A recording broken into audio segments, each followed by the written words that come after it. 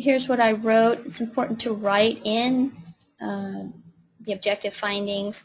So sinus ear issues, tension thoracic spine, acute ear infection, TMJ and headaches, especially on that left side, and irregular menstruation as well was something that she, was just living with. She didn't mind that she had irregular menses. So, because there's no pain involved with that, no cramping or anything. So here we are with the report. And just to review the sections of the report, kind of in a different way than I did in Module 7A, this is the thermographic bioregulation results of Section 1.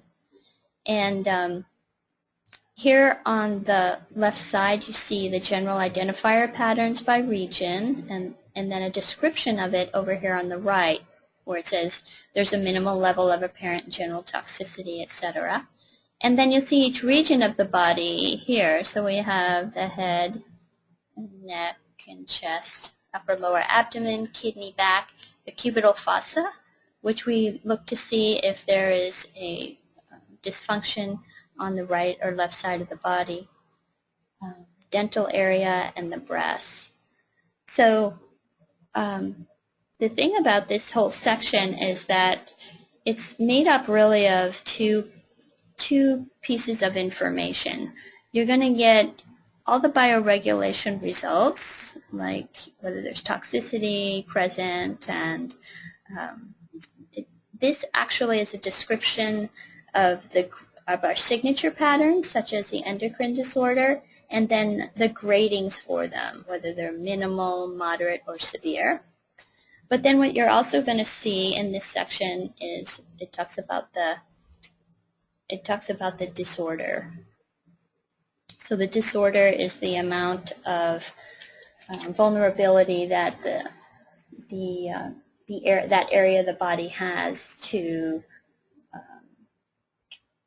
It's kind of like a weakness in the area and a vulnerability for a disease process to set in, and that's usually caused by such things as excess toxicity, just really an imbalance in the regulation capability.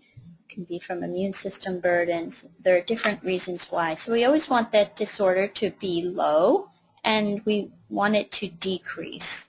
So the worst thing that it could say here is the disorder remained high, and because then you know that area is a bit more vulnerable, and you want to pay more attention to the descriptions of what's going on there. Now I want to show you how this is, you can either read this through, because here, like in the head area, minimal concern for an endocrine disorder, and everything that is reported in the head area. This information is also scrolling away here in Section 6. So here we have the whole body identifier patterns, and we have endocrine disorder, or we have the head and cranial disturbances, and the endocrine disorder is minimal. So all of this is a picture of what you see in Section 1. We just don't have the disorder listed here. So if it's easier for you to just flip back here and look for things that are moderate and severe by the color coding of orange or red, then you can do that. And then also this is a great visual for the patient and for you if you want to compare one test to the next. It's easy to visually see the improvements or where something might have become more severe. So let's go ahead and go through this whole section. We can see that the toxicity index is minimal, the adrenal stress index is minimal, blood pressure and circulation abnormality is minimal. So that's those aren't going to necessarily be the priorities. The endocrine disorder is minimal. We're interested mostly in what's moderate or severe first as a priority. So we've got the TMJ, the head, neck, for the ear, nose, throat area of the body. So again, that goes well with what we're seeing with her complaints. The dental area repeats the TMJ signature pattern. There's just a minimal dental focal suspicion. Here's a head emphasis here. Now the head emphasis is determined by looking at that clavicular lymph area. So that clavicular lymph, let me just get some tools here. The clavicular lymph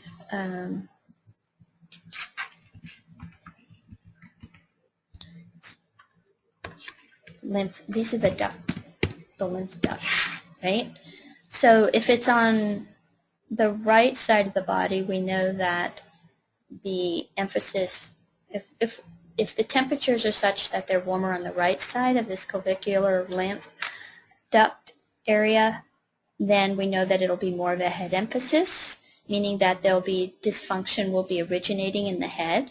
And if it's more in the left duct, then we know that it'll be more of the dysfunction originating in the torso or the rest of the body. And so we can see here that it's the head area that where we should look for dysfunction.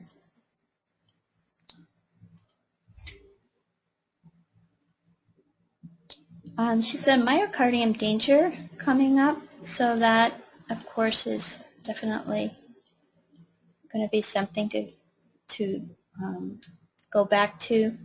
And then you see the food intolerance and sensitivity.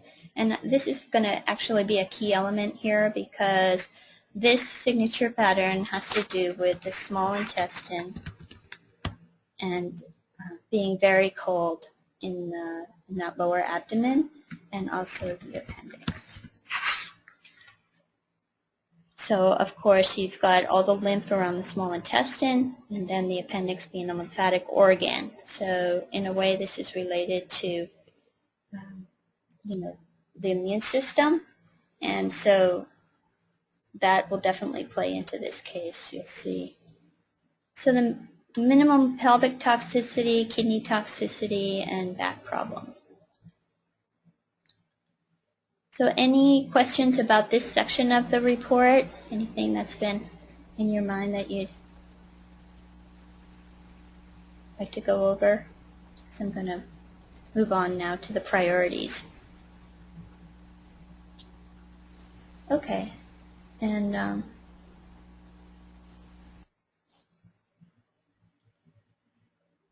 okay, so now for the priorities of treatment, you can look at these and see that, okay, well here comes the food intolerance. That was severe. And let's see what other immune system issues are coming up. Really just the dental area. The breast block spot, we'll take a look at that. And then we have the myocardium danger, the TMJ, and an endocrine disorder. So let's come back to the priorities and see if we can determine where, from looking at the rest of this, which one will be really the best place to work on and take into consideration.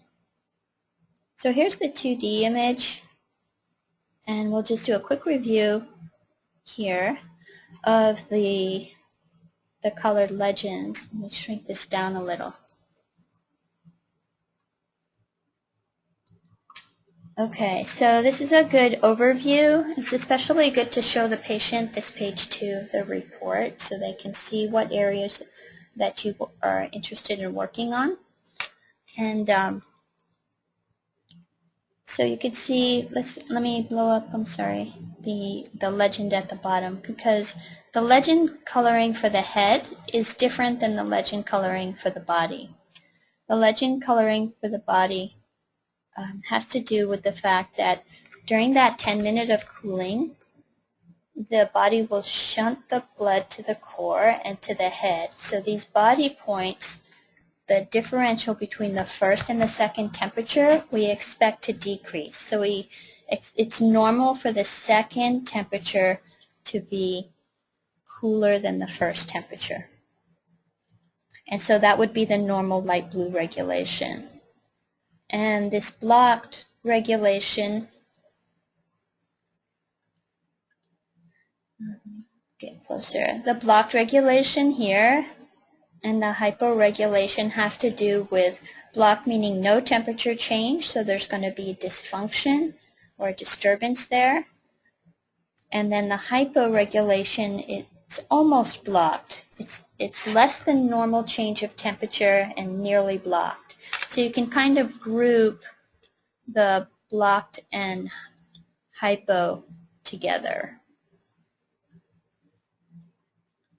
And then the hyperregulation has to do with toxicity because it's a hypercooling reaction. So it's a hypersensitive, exaggerated reaction of temperature change in the normal direction. So the normal direction for the body is for the temperature to cool. So hyper means a hypercooling, and that is because usually of toxicity and a sensitivity to the toxicity. And then we can group together paradox and hot and paradox.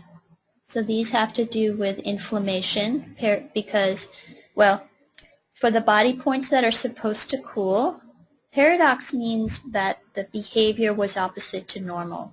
So for the body points that are supposed to cool, it means that they warmed instead. And so hot and paradox means that the temperature started warmer than the normal range and then increased in temperature. So this would be a very severe inflammation for these organs. So if we see paradox regulation in a kidney point here, we know that the kidney point's supposed to cool, and so paradox means that there's inflammation there. Now, just like most things, there's one exception to the rule with these body points, and the exception is the thyroid. The thyroid here in the neck area, these points here, these behave like the head area. The head area, it's normal for the temperature to increase because the body shunts the blood to the core and to the head. And so the thyroid behaves normally by warming temperature and increasing in temperature. So if the thyroid is showing paradox, yellow, then that doesn't mean that there's inflammation. That means that it's opposite to what it's normally supposed to be doing. The thyroid's normally supposed to be cooling, so paradox means that it's warming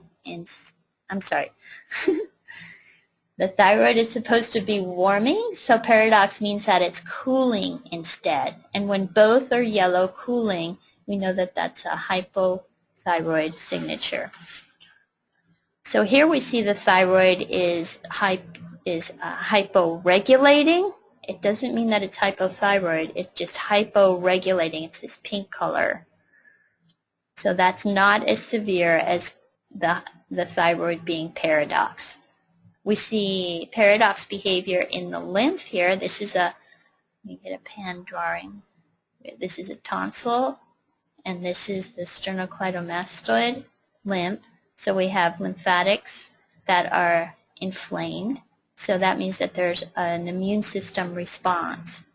These on the right side, because this is right and this is left, these on the right side are hyporegulating, and then this thymus is blocked. So the immune system, the global immune system signature pattern is going to come up because the thymus is blocked and there's stress in the lymphatic system.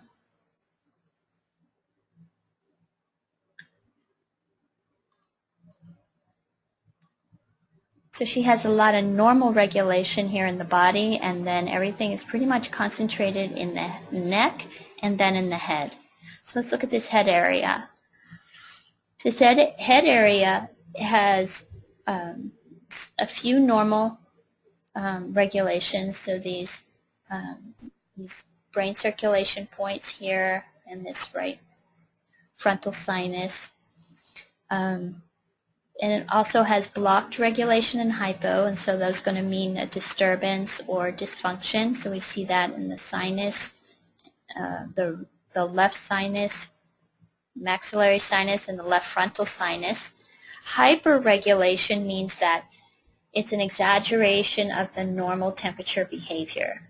So the normal temperature behavior for a head point is to increase in temperature. So a hyper increase of temperature means a hyper supply of a hyperreaction and an excess supply of blood, which is an inflammatory reaction. So you can see that her body reacted in an exaggerated way to the head area. So there's some inflammation in these ethmoid sinuses here, and then in these temple points, which are endocrine and brain points. Now there's also some other inflammation that is a little tricky to discern here, and that's because like the body, there's an exception, and the exception are the maxillary sinuses right here. It's normal for the maxillary sinuses to cool like the body. They're the exception. They don't warm normally, they cool. So if we have a paradox, blue color, like we do here on this right maxillary sinus, that means that instead of cooling, this sinus is warming. So there's actually inflammation here in this maxillary sinus on the right side, and then this one is blocked. Does that make sense? Are there any questions about that? And Dr. Marlene, I'm muting and unmuting you here because if you could mute yourself, that would be great because there's a lot of background static. So you're still getting a lot of static from me? Yeah, and do you see the little mic next to your name? Yeah. Yeah, you can just click on that and that'll mute you. But please, if you have any questions about the maxillary sinuses and the thyroid points, this would be a good time to bring them up.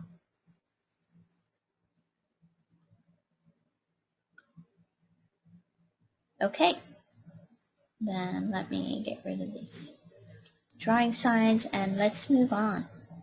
So I'm going to think about her lymph and sinus area again. That ear, nose, throat area looks to be really stressed here. For the dental area, I mean, she had beautiful teeth. She had a couple of small composite fillings. She had her lower wisdom teeth extracted. So why are we seeing then this toxicity and this regional focus? Well, the most severe pattern with the dental legend are these two here. This is where there is a suspicion for infection, either in the tooth or around the root of the tooth in the jawbone. So typically you would see that when there's an infection of the root canal. It might not even show up in the beginning, but it will eventually show up. So we don't see that for her, which is great. It would be a surprise if we did. What we do see is these regional focus, and this is going to really be more of either a gingival infection, something that's more regional throughout the gums, and then this toxicity that we're also seeing with her can be from dental materials, old ones, meaning that former ones where there's residue left behind, or ones that patient might have now.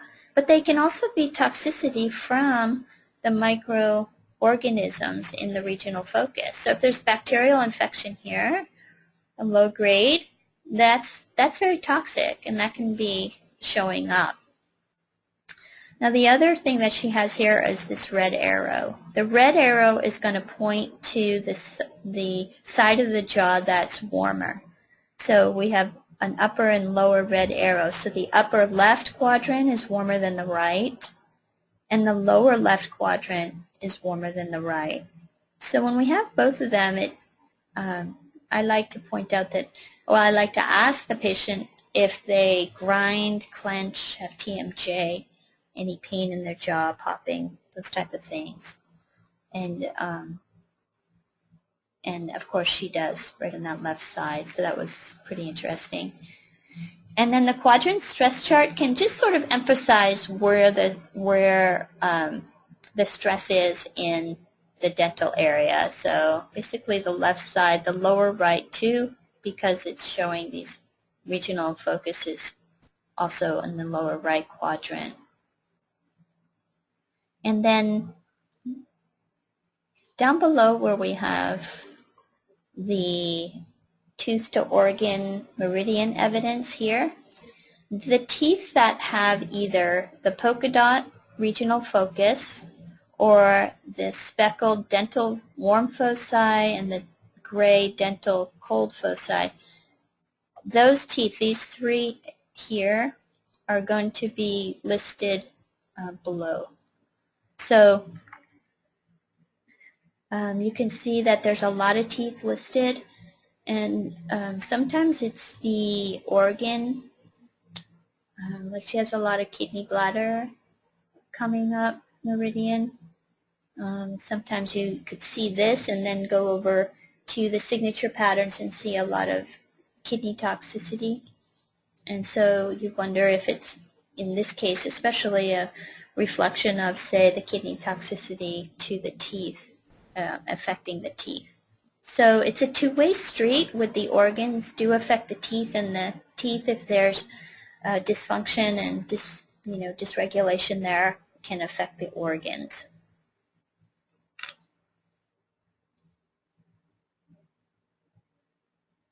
Okay, so for the breast analysis, there's 4 sections to the breast analysis. We have the 2D image at the top with the legend.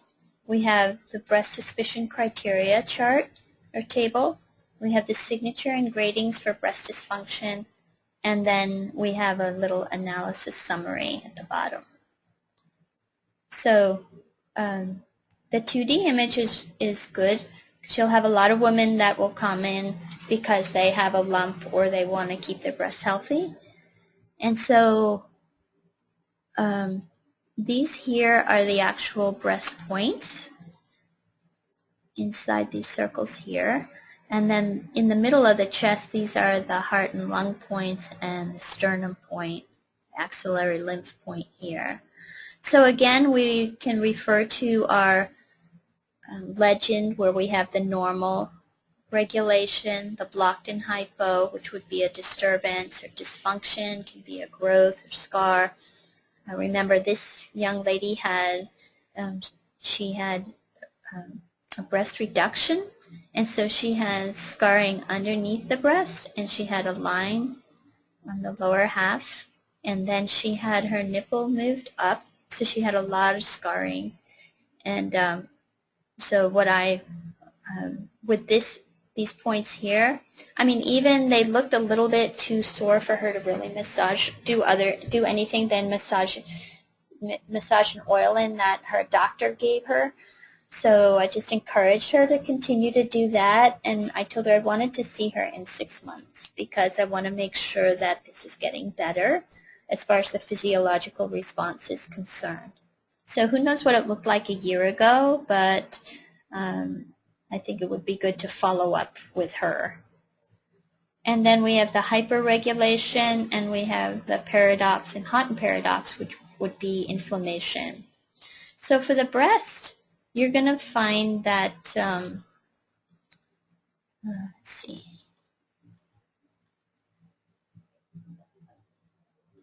For the breast, you're going to find that normal regulation and hyperregulation is normal. A combination of those two in the breast tissue is normal. And so if there's no other markings, no blocked or hypo, no arrow pointing to the warmer breast, then she's the physiology, the response, the behavior of the physiology, the regulation capacity of the breast tissue is good. And sometimes you will see that if someone has a cyst in there, still the regulation capacity is really good. So that means that any treatment would go really well, and it's definitely a less severe finding than if you have a known cyst in the breast and there's blocked and paradox regulation there.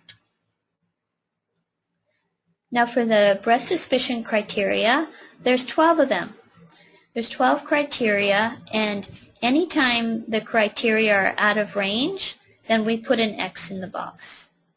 So she's got 2 out of 12 criteria at a range, and having a score of 5 or fewer is normal. So her score is actually really, really good. And the things that we look at are factors. This criteria is made up of factors that affect the breast physiology and therefore can be considered as causes or underlying causes for a disease process setting in place. So the sternum block has to do with an alarm. The sternum point is like an alarm or alert point for the chest area, and that's up here. And so if it's blocked, there's regulation is blocked, then that means, hey, take a closer look at everything that's going on in the chest area, not only the breast, but the heart and lungs, the esophagus, because something needs attention, even the lymph. And then if the liver is warmer than usual or blocked, that can affect the breast health, so that's part of the criteria. The tonsils and lymph, and we also have a lymphatic index, so if that's out of range, they get marked off. So naturally, the lymph are going to affect the breast tissue, because if the lymph is congested, especially the axillary lymph, but never mind everywhere else, systemically, then the breasts are going to have a hard time being cleansed by the immune system. So we note if there's a breast block spot. We don't note if it's hyper, just blocked. Then we look at the opposite ovaries. And this chest disorder and breast disorder, this has to do with the autonomic nervous system being really disorganized and chaotic in either the chest region or in the breast. And then the breast right-left asymmetry has to do with this red arrow, meaning one breast is warmer than the other.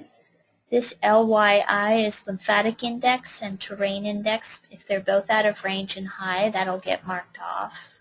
So the terrain has to do with the toxicity, the temperatures being hot and cold out of range. So again, that has to do with the vulnerability of the body to be susceptible to disease process. So that combined with the immune system burden, the lymphatic index, is what makes that up. The second molar has to do with the stomach meridian tooth, because the stomach meridian goes right through the breast, and then of course the stomach being either cold or blocked. So the signature and gradings for breast dysfunction, these 2 top ones, the mastopathy, inflammatory, and fibrocystic, have to do with the breast, and so do these bottom ones here. And then the ones in the middle have to, this is information taken from the rest of the report.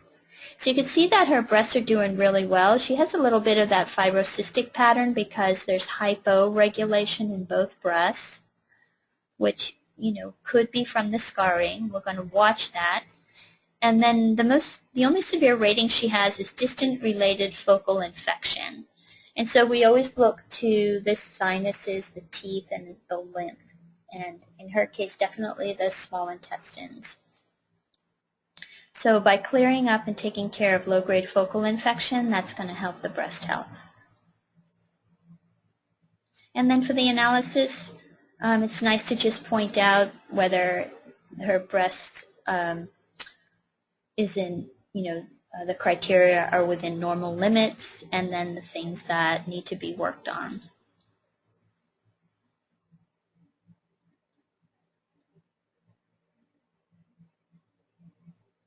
And then this is a repeat of section 1, and then the graph. So looking at the graph, the normal temperature range is in this shaded yellow. So you can see, wow, this area is really outside of the temperature range, all this lymph in the neck. The head areas are a little bit warmer than normal. The lower abdomen has some cold points, especially the uterus and ovaries are a lot colder. And the teeth have a very nice sine wave pattern. It's nice to see that. You don't see that very often. And then you can see where the breast temperatures are a little bit mixed up. There's not that nice stair-step pattern, this gradual cooling. See here in the right breast where it's this diagonal.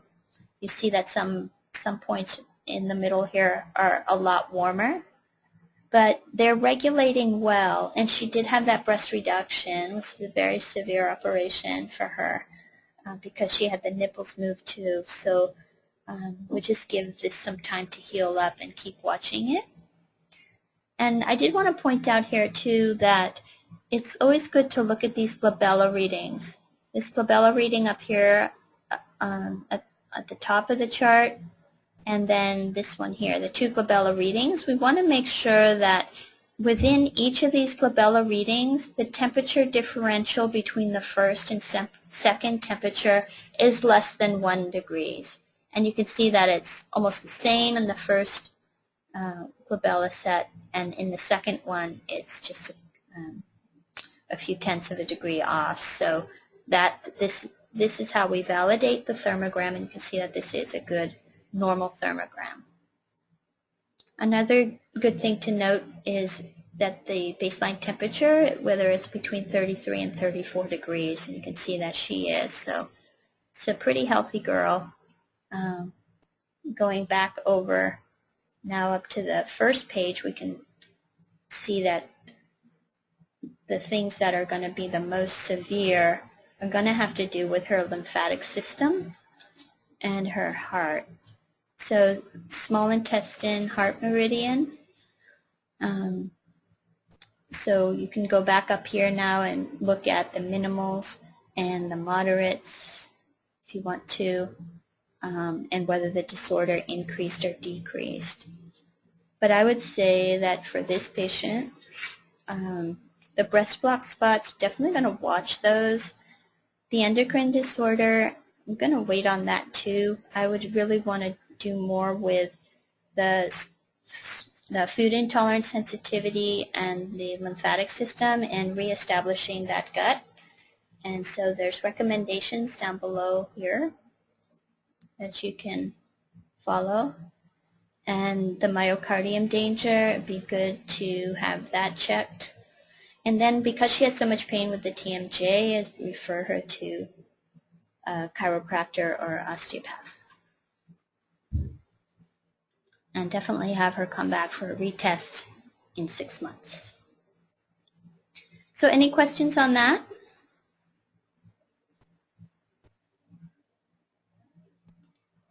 I have a question, Jackie. Sure. On the breast, I know she had I think 2 hypo regulating points. Yes. So was there actually a block spot on the breast? I didn't see that, so I'm wondering why it came up there as breast blocked. Oh, down here, breast blocked. Let me get rid of that. This one down here, and it came up as minimal. You're going to find that if there's hyporegulation in these breast points, that it will turn up as minimal. Okay. And then it comes up then as the priority then? Yeah, it gets triggered as a priority. Okay. Jackie? Yes. How did you figure out the fibrocystic breasts? So that is a signature pattern here. Get rid of a lot of this. Clean this up a little. Oh, go away. So the fibrocystic pattern that is highlighted right here, it came up minimal, is because you'll find that will appear when there's blocked or hyporegulation in both breasts. If it's in one breast, it usually will just be more of a signature for mastopathy or inflammatory breast disease, but fibrocystic tendency, women who have dense breast tissue, it will be in both breasts. So I have clients who come in every year because they do have extremely dense breast tissue, and the mammogram usually over-diagnoses them. So everything that they always find through the mammogram is benign, And we'll find that it's not unusual for them to have blocked regulation in both breasts, and then the next time they come, because they've been doing breast massage, lymphatic drainage, working on their liver with their naturopath, that when they come back, it'll either be gone or maybe just in one breast, and then the next year they'll come back and it'll be back again. They just have that tendency to have this blocked or hyporegulation in both breasts. But you don't want that to just, you still want to be working with them and addressing that.